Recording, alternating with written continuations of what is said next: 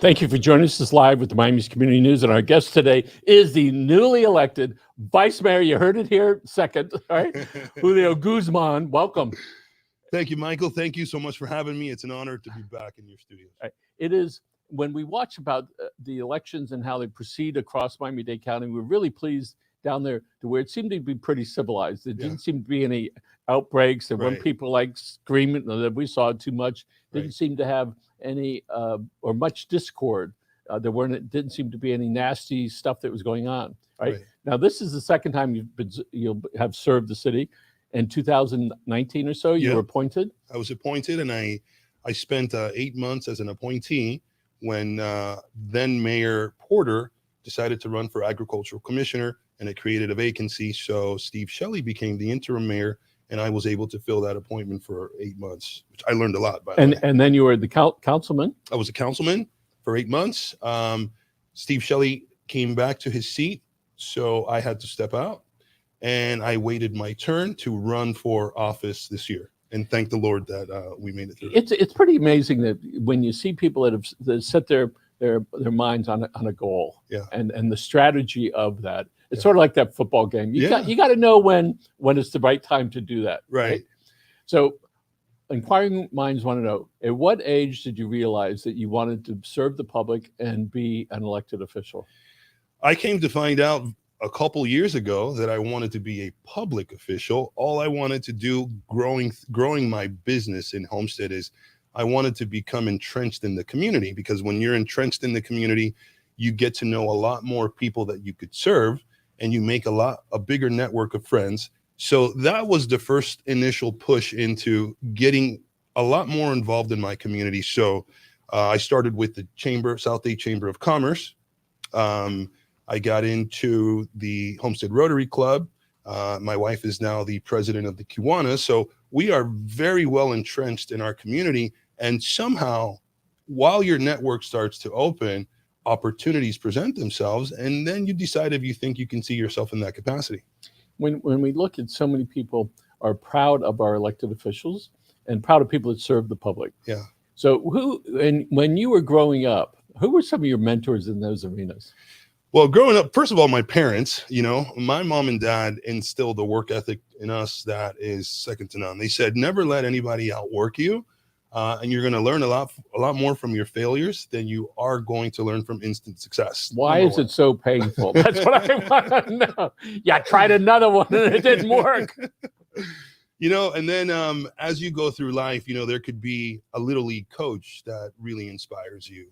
A little league coach will say, nobody's better than you, and keep pushing, you're going to make it to the top. And then I had a really, really great mentor with Carrie Black at the chamber. I mean, she really helped push me to limits I didn't think I could get to. So these are some of the special people that you find in life that make an impact and that help you believe and help you want to achieve things that you never thought you could do. When we looked at what the chamber, Carrie Black and the chamber did when the pandemic came, it was so progressive that's for you. It was so progressive considering all the things that were taking place, right? And they were the leader. You guys were the leaders of this programming that we do that it caused other chambers to say, oh, that's a good way to communicate. And so my hat's off to the leadership and to Carrie, who would make that drive 45 minutes or so, to come here. So, you know what? Hey, Grant, we're sitting here on the air with the vice mayor of Homestead. Bye. That Grant, he's always interrupting something, isn't he? Yeah. So tomorrow we're going to have a good time. I'm not going to say where it's going to be, but we're going to have a good time tomorrow. So when we look, Homestead used to be, the rednecks and the backwards people. And we see that that's changing, a lot, 50 years plus the last couple, right? So one of the things that it's happening in unincorporated Homestead area, we see that the county is approving changes, and they've said it's for more building that's going on. And they said either we got to go up or we got to go out. Right. Now, as far as the rapid transit zone that the county is proposing, is there anything within the city limits of Homestead that is that's being? Well, I think the bus rapid transit is it's a great addition, and it's going to help out the citizens of Homestead and most of all of South Dade tremendously, because you're going to be able to get to Dadeland to get on the rail a lot faster. However, some of the things the county is proposing, it's much higher density, and they want to push a lot of that density all the way from Pinecrest all the way to Florida City. I do think that cities, should have, their ability to shape the look and feel of their city. So when a county wants to preempt something, I think that creates some challenges, because it may work in Miami-Dade County, unincorporated Dade County, but we don't know if it's necessarily going to be the best thing with the amount of density that they want to approve within the city limits of Homestead. So I think it's up to the city officials to decide, and their residents, working very closely with their residents, to decide if that is the best way to move forward. And sometimes it might not always be the best way. So we know that the federal government tries to impose stuff on the state, then the state to the county, and the county to the cities. Right. So we see that that's happening, and there's been a lot of outcry about those changes that they want, which was really to get more people to live closer to what's perceived as mass transit. Right. I'm certainly open to like anything that might happen. Right. But what they're saying is move close to mass transit.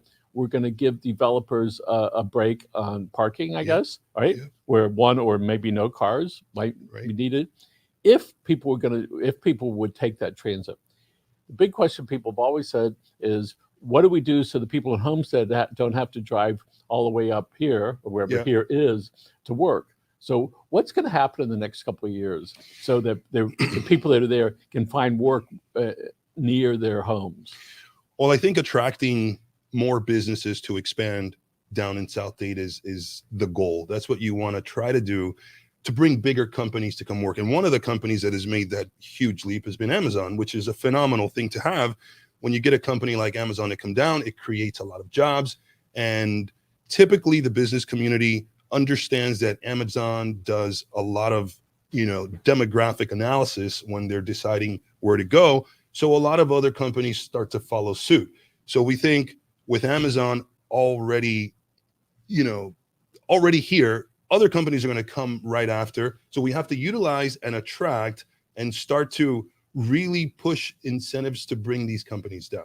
So we know the fish farm down there, I forget the name of Atlantic Sapphire. How far away is Atlantic Sapphire from the they are in the Redland area, and they are, not within the city limits of Homestead, but not as far away for you not to consider it part of the very close area to Homestead. So one of the things that we saw recently was City of Miami Mayor Francis Suarez. Yeah. He sent a message out there, what can I do to help, right? And it created a firestorm. It is unbelievable, because when people are looking and somebody takes that big, bold step, other people do follow. Yeah. And I think there was a movie like that, Build a Field, They Would Come. Yeah. And if you look what Walmart used to do years ago, they built out in the boonies. We knew what was coming next. The red roofs were coming. Right. And if you wait till all the red roofs are there, the stores ain't going to move in, because it's going to be way too late for them to be able to, try to make that work. So we know one of the proposals that was made to the county, not to the city, was to expand 800 acres to change the zoning on that. The proposal was there might be, when it's done, I mean, it's a pretty big piece of property, was 12,000 jobs that are down there. I don't know how long it takes to build out 800 acres, but a long time. Initially, the original paperwork said there were going to be 27,000 jobs down there. And I think when it was presented to the county, not all of the landowners had already bought in to that. So there was a commissioner that said, you can't really utilize that number because not all of them have bought in. So your numbers are skewed there. And I think that's how we get to 12,000. But either way, I think it's a great idea to have an industrial park down in that area, because it's going to provide a lot more jobs for the people of South Dade, not having to drive up, which is creating all the traffic to begin with. So let's think about our friends in the upper and lower Keys as far as trying to find people to work down there. Yeah. Where are those folks living? Homestead, Florida City. Yes. It's not affordable to live in the Keys. It's almost getting to be the same way in Homestead and Florida City. So there are some things that we should start thinking about putting in place so that we can remain affordable. Because if you're spending 50% of your income on housing, you've already gone beyond the threshold of, what your discretionary funds should be held on housing. So we really need to start looking at how to maintain affordability for people down south. And it's an age-old problem. The county just had input from 26,000 people and how about what they thought was important. I don't know if it was announced yet or it's going to be in the next couple of days. The top three was housing. Yep. So besides the county, I guess the question is, what can the county do to address this housing? I don't know if it's a crisis, but certainly an issue about how people are going to live here. Well, one of the things the county can do is work very closely with the Miami Association of Realtors, because they are always advocating with our state leaders, with our local officials, trying to tell them, here are some things that you guys can put in place that can immediately start to address this affordable housing issue. For example, there's a lot of condos in Miami-Dade County that are not FHA approved, because there's a process that you need to go through to become FHA approved, which typically deals with, your budgets, your reserves, your condo docs, things that you've got to do administratively and send that through the process so it can become FHA approved. Because right now, if you're going to buy a condo, you need to place 25% down, right? So just think of 25% down, $100,000 condo. If you could ever find anything 100,000, you have to have 25,000 liquid just for the down payment. Doesn't include closing costs. However, if that condo building became FHA approved, there is a much smaller down payment that would be required. So now it opens up your buyer pool tremendously, and then you don't have empty units there. So that's just one way of starting to attack the affordable housing issue. Okay, as you know, COVID seems to be moving away pretty rapidly. I see the county just did away with their mask requirement. People are certainly a lot more comfortable. The schools are opening up. The rate of positivity is down pretty low. And even though it looked like the state wasn't quite releasing the information appropriately, at the end of the day, after a month, all right, it all sort of evened out. Right. We lost over 70,000, I think, people here in the state. A year and a half ago, somebody, a new young man, said, I'm not going to go get vaccinated because only 2,000 people died out of 22 million. Right. I saw him the other day. Okay. Wow. I said, it's 35 times that now. Now what? Right.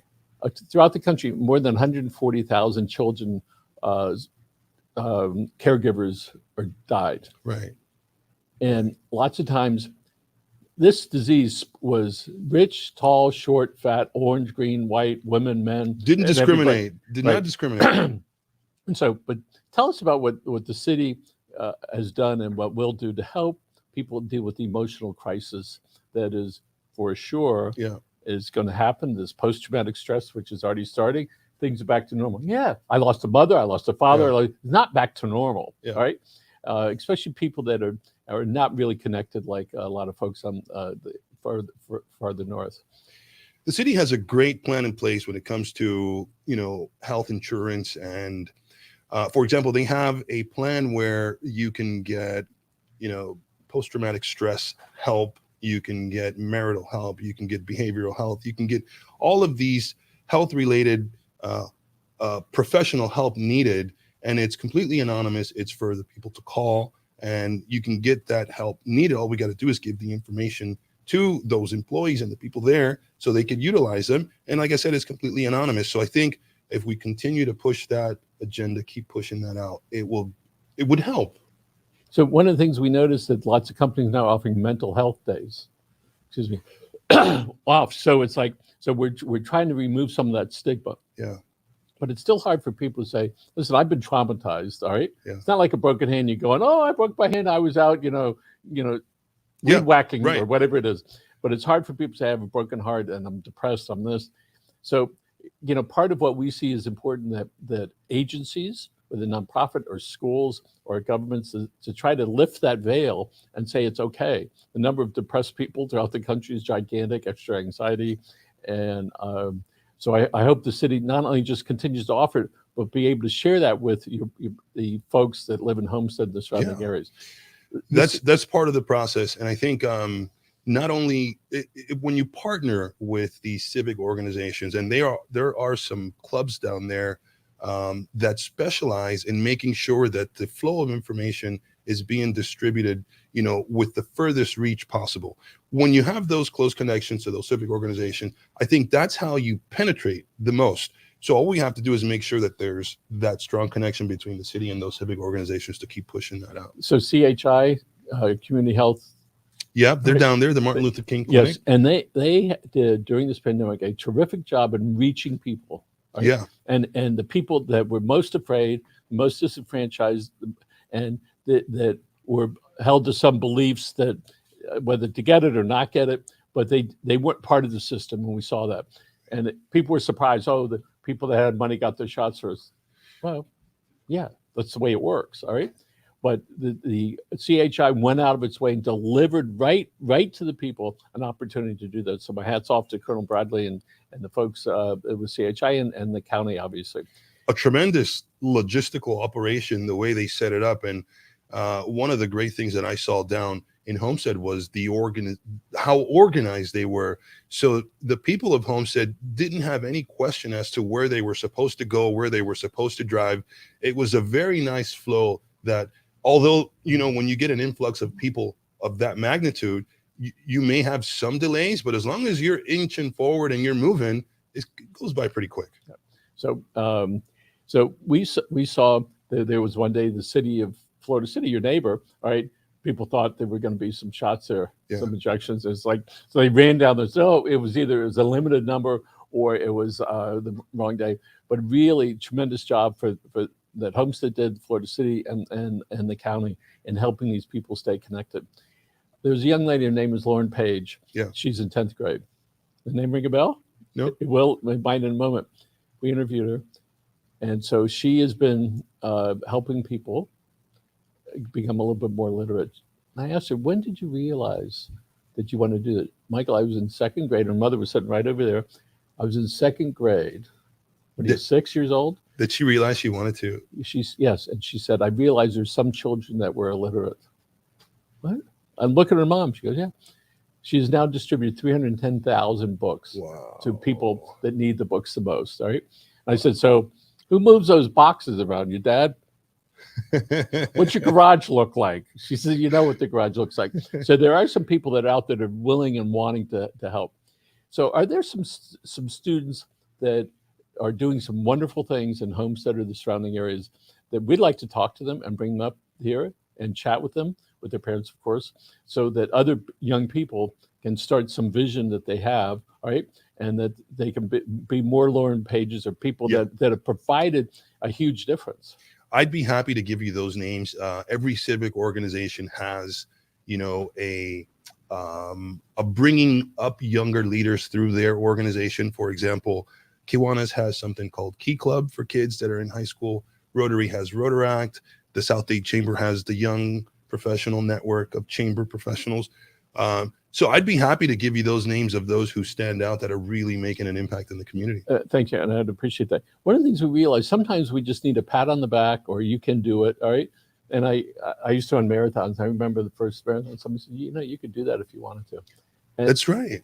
And the story was, I'm running a race. It's Halloween, right about this time. And I'm running past the woman that I know. I go, oh, wait. I knew her. I slowed down. I go, what's going on? And she says to me, well, I'm doing the New York Marathon next week. And she looked at me. I'm getting goosebumps. You could do it too if you wanted to. And a year and a week later, I did. Oh, man, I got to give you a big bump for that. All right, so here it is, 30 years later. I'm repeating that story because somebody's believed enough, all right, that would encourage me. Even though I wanted to do it, I was afraid to say it and afraid to do it. So there's some young person out there that's going, somebody tell me it's okay to go do that. So we'd like to help in that regard. And we are delighted that you are now in elected office. Thank you. People believed in you, all right? And so, oops. So they're sending me signals over there.